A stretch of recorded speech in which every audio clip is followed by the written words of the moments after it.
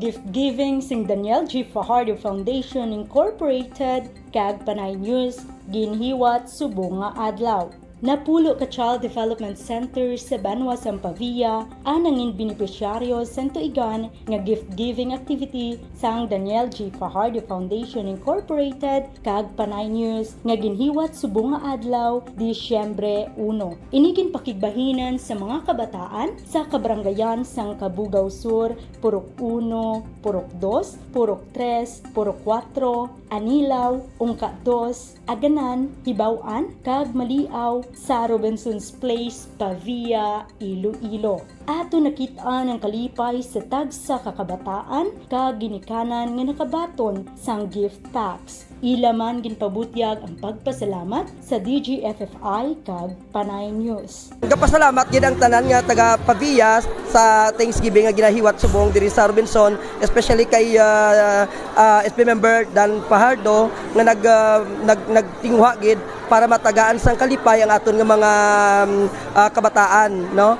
Kag ang ini nga pamaagi isa ini ka dako gid nga bulig kapin pa sa mga bata kay ga celebrar kita sang Pasko subong umpisa lang ang Pasko sa subong nga tuig, no? Kag ang Pasko isa ini man ka paagi para mahatag kalipay sa aton nga kabataan, especially sa aton nga mga ginikanan man nga ari di subong. We are very thankful gid sa Panay News nga ginatagaan yung gid sing opportunity ang mga bata nga maka-socialize at maka-impon man sa iban nga mga kabataan. Thank you.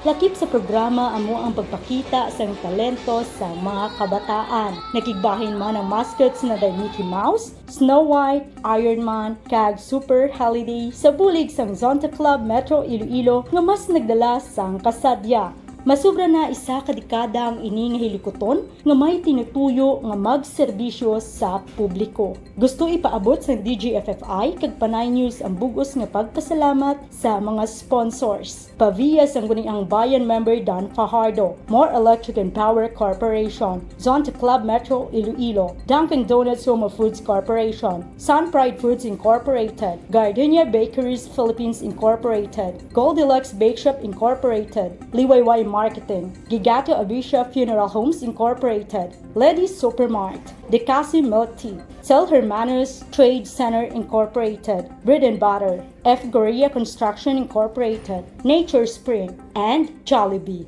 Para sa Panay Balita, ini si Jen Baylon, ang inyo ka-PN. For more stories, check our website www.panaynews.net. Follow us on Facebook, Instagram, and Twitter, and subscribe to our YouTube channel.